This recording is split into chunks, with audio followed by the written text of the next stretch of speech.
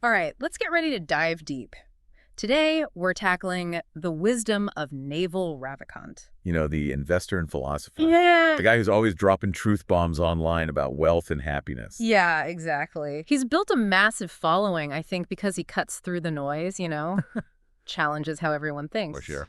So our source material today is the Almanack of Naval Ravikant, which is basically all his greatest hits, from tweets to blog posts and podcasts.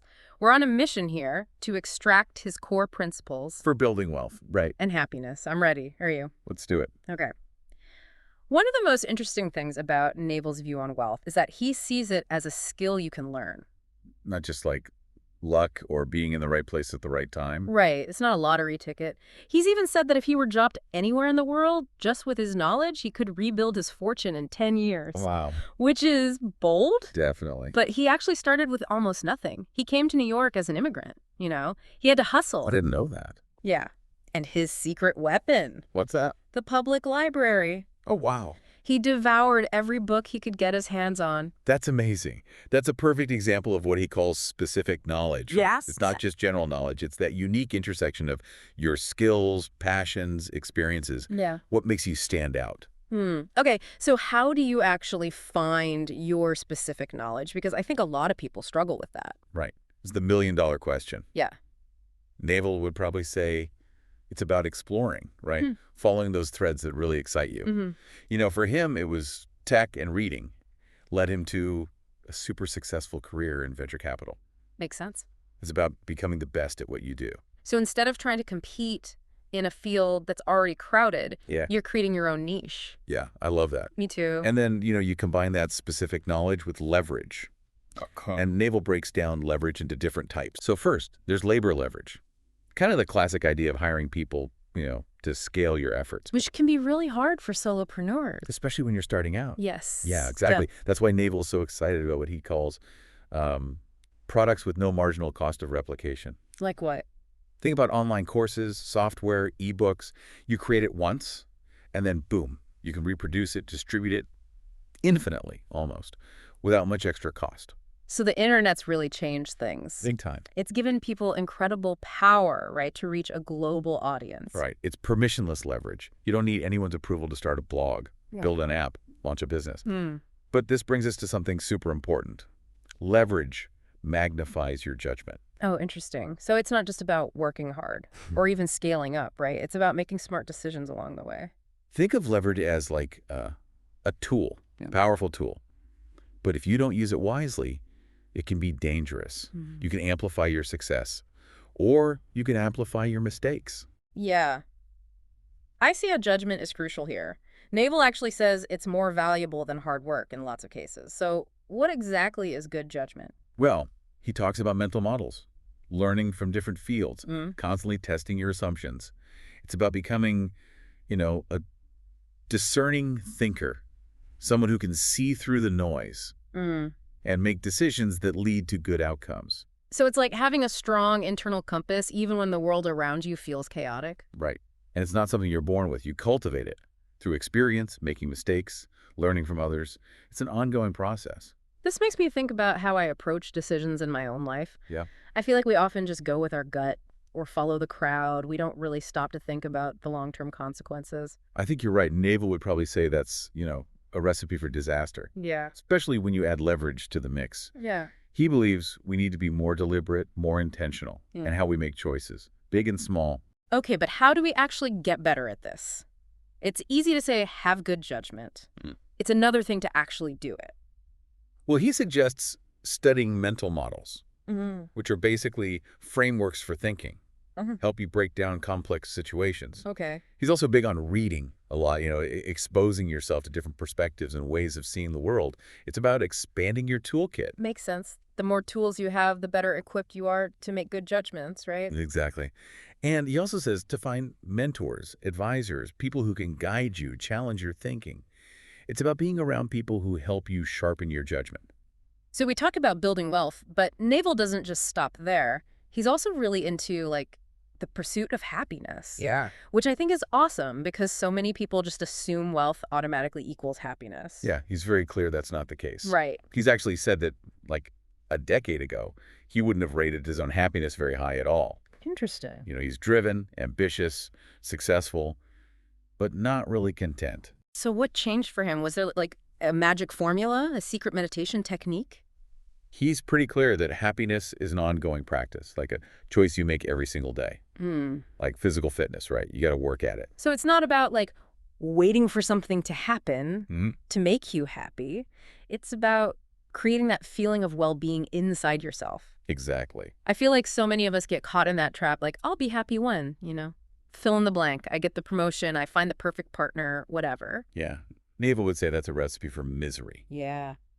He really believes happiness comes from inner peace and acceptance, not from chasing things outside yourself. But wouldn't that make us complacent? Like, if we just accept everything, wouldn't we stop trying to improve things? He's not saying we shouldn't have goals or ambitions. He actually has this whole framework for dealing with challenges. Change it, accept it, or leave it. Okay. It's about understanding what you can control and putting your energy there. I see. So if you can change something, great, go for it. If you can't, then you got to find a way to accept it. And if you can't accept it, then maybe it's time to move on. Exactly. He even talks about embracing death as a way to change your perspective. Whoa. Okay, that seems a little intense, doesn't it? He's not talking about like being morbid or dwelling on death. It's more about remembering that everything is temporary and using that to really appreciate the present moment. So like, don't take things for granted. Because when you realize that everything is temporary, you value what you have right now more. Right. And it can help you let go of things that aren't serving you anymore. A job, a relationship, even a belief system. It's about making space for new possibilities. So it all ties together, right? Yeah. Cultivating that peace and acceptance within so you can face life with more clarity and intention. Yeah. And he also talks about building habits that support happiness. Okay. Things like daily exercise, meditation, gratitude practice. Those are all great in theory, but life is so busy. How do you actually make time for all that? He's a big believer in making those things non-negotiable. Yeah. Like he says his morning workouts are like brushing his teeth. It's just part of his routine. It's about prioritizing your well-being, even when things are crazy. So it's not about finding extra time. It's more about making choices about how you spend your time, taking care of yourself mentally, emotionally, and physically. He believes that just like you wouldn't neglect your physical health, you shouldn't neglect your mental and emotional health either. This reminds me of what we were talking about earlier with judgment. It seems like choosing those habits, choosing how you respond to things, it all takes a lot of self-awareness. Absolutely. It's about aligning what you do with what you believe in, what really matters to you. And it's a process, right? Right, nobody's perfect. We all have those days where we compare ourselves to others or we let the negativity win. Naval's really honest about his own struggles with, quieting his mind, finding that inner stillness. But he always says that even small steps make a big difference. So it's about progress, not perfection. I love that. It's about realizing happiness is a journey, not a destination, and we have the power to choose our path. Yeah. So we've talked about wealth, we've talked about happiness, but what about work? Because most of us, need to make a living. Right. How does that fit into Naval's whole philosophy? Well, he has some pretty strong opinions on that. For Naval, it's not just about getting any job. It's about, finding work that uses your specific knowledge and passions. He really believes that when you truly love what you do, it doesn't even feel like work. I love that idea. Have you ever felt that? Like you get so into what you're doing that time just disappears? Oh, yeah, absolutely. Yeah. And Naval would say that's where the magic is, right? It's in that state of flow, that feeling of like effortless engagement that you do your best work and create the most value. It's all about finding that sweet spot where your skills and what you're interested in meet what the world needs. So how do we find that sweet spot? I mean, it's easy to say follow your passion, but it's not always that simple. No, it's definitely not a straight line. Yeah. Naval's a big believer in being a creator, a builder, and using technology to your advantage. He's all about entrepreneurship, but also taking risks even within like a traditional career. Okay. Speaking up, pitching ideas, creating your own niche, even if you're in a big company. I think a lot of people get stuck in that this is just a job mentality. Yeah. I'm just here for the paycheck. For sure. And then it becomes this self-fulfilling prophecy. They're not engaged, they don't do their best work, and they end up feeling unfulfilled. Exactly. It's a vicious cycle. Naval would say we should all aim to be like masters of our own time, using our specific knowledge to create something valuable, Yeah. and find work that, aligns with what we're passionate about, even if it means making some unusual choices. Which brings us back to freedom, right? Sure. Freedom from financial stress, from expectations, freedom to design a life that reflects your values. Exactly. He often says, earn with your mind, not your time. Mm. Use your knowledge and creativity to build wealth. Don't just trade hours for a set income. And that's what's so inspiring at Naval. He's not just talking the talk, he lives it. Right. He's achieved financial success, but he also puts his health, relationships, personal growth first. It reminds us that success isn't just about money, it's about creating a life that feels rich and meaningful Right. on every level. Definitely. He's a role model for a lot of people. He makes us question what success really means. He shows us it's okay to prioritize well-being and to search for work that matches our passions and values.